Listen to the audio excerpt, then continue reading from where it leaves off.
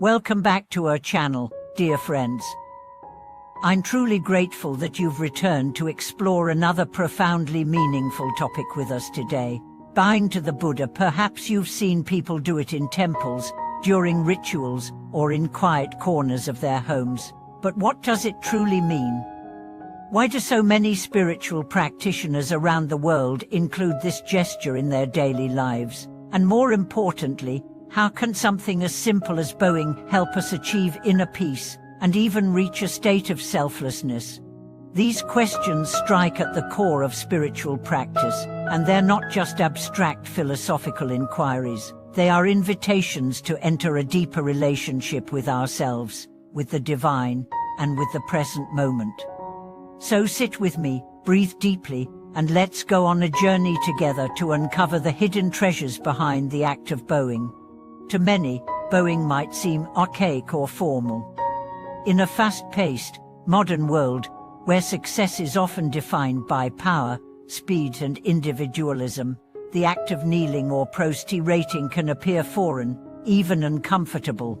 And yet, it is precisely within this discomfort that a door opens, a door that leads us to humility, to surrender, and ultimately, to a freedom far greater than anything the world can offer.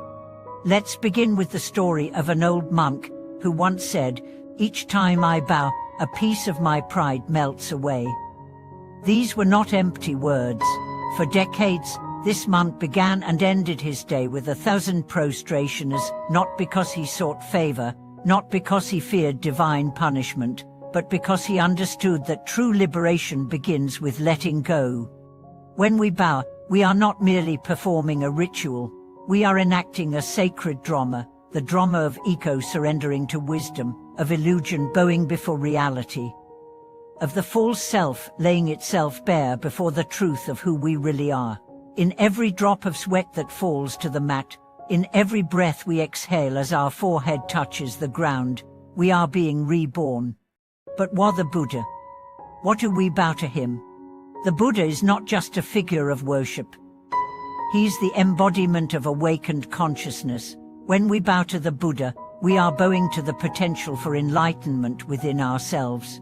We are honoring the qualities of compassion, wisdom, and equanimity, not as distant ideals, but as living seeds within our own hearts. Each bow is a reminder you too can awaken. You too can be free. I want to share with you the personal journey of a practitioner named Liang, a woman who found her path to serenity not in grand temples, but in the quiet repetition of bowing. Liang was a school teacher, burdened by anxiety, insomnia, and the emotional weight of unresolved trauma. Nothing seemed to help. Not therapy, not medication, not distraction. Until one day, she entered a small, quiet temple and watched an old nun bowing again and again, in stillness and peace. Curious, Liang began to mimic the practice. At first, her knees hurt, her back ached, her mind protested. This is silly, she thought. But something within her stirred. With each bow, a little anger melted. With each bow, a little fear dissolved. Soon, she found herself looking forward to the practice, not because it was easy, but because it was honest. In the act of bowing, she finally met herself. And this, my friends, is where the magic lies. The bow becomes a mirror. It shows us everything we are and everything we are not. It reflects the stories we tell ourselves, the pride we cling to, the pain we bury. It also reveals the strength we didn't know we had, the grace we thought we didn't deserve, and the love we've always been searching for. There's a passage from a Mahayana Sutra that says, "When the body bows, the mind bows. When the mind bows, the delusion bows. When delusion bows, awakening begins." These are not just poetic words, they are blueprints. They point to a truth that only the bowed heart can know, that in lowering ourselves physically, we rise spiritually.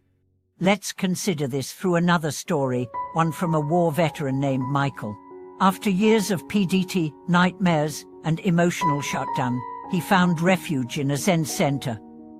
He was skeptical at first, The bowing reminded him of military discipline, something he had learned to resent, but an elder in the Sangha encouraged him to try. Reluctantly, he did. Weeks passed, months passed, and then, one morning, as he bowed before a small statue of the Buddha, tears erupted from within him. Not sadness, not joy, just release.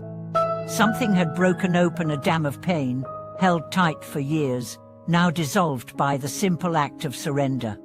For Michael, bowing became a return to his breath, to his body, to a self he had forgotten.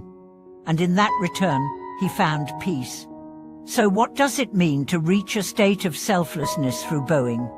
It means recognizing that the self we cling to, the one filled with desires, resentments, anxieties, and ambitions, is not the whole story, that beneath all of our roles and defenses lies a quiet, vast stillness. A space where we are already complete, already whole. Bowing peels back the layers. It doesn't demand perfection. It only asks for sincerity. This is why intention matters more than form. You could bow 1,000 times and feel nothing if your heart is closed, or you could bow once with your entire being and feel the universe open. That is the power of presence. That is the essence of devotion.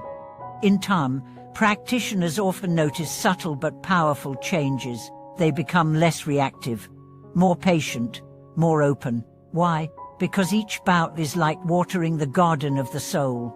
The flowers of compassion, gratitude, and humility bloom not because we force them, but because we make space. And bowing, more than anything, is about making space. Space for the sacred, space for silence, space for others. It's about saying, I don't need to be right. I don't need to win. I don't need to carry this armor anymore. And in doing so, we begin to feel light, not because the world has changed, but because we have. Let me invite you now, wherever you are, to try this. Stand, if you can, or sit quietly. Bring your palms together in front of your heart. Close your eyes, bow your head slightly. Just breathe, feel the stillness. This, right here, is the beginning of selflessness. It doesn't take a temple, it takes truth. And the truth is, we all long to lay down our burdens, to be seen, to be free. Bowing is a path to that freedom. In closing, I want to say this: if you've ever felt small, lost, overwhelmed, bowing will not erase your pain, but it will give it a home. It will hold it gently, and slowly, it will transform it. So bow not just to the Buddha, but to your life. Bow to your breath, bow to the sacred in each step, and you will find that peace is not somewhere else, it is here, kneeling beside you, waiting to be welcomed. Thank you for watching today's video. If bowing has ever touched your life, or if you're curious to begin this practice, please share your story in the comments below. Your experience might be the spark that ignites someone else's journey. And don't forget, like this video, subscribe to our channel, and share it with anyone you think could benefit from a deeper peace. Until next time, keep bowing, keep breathing, and keep returning to the truth of who you are.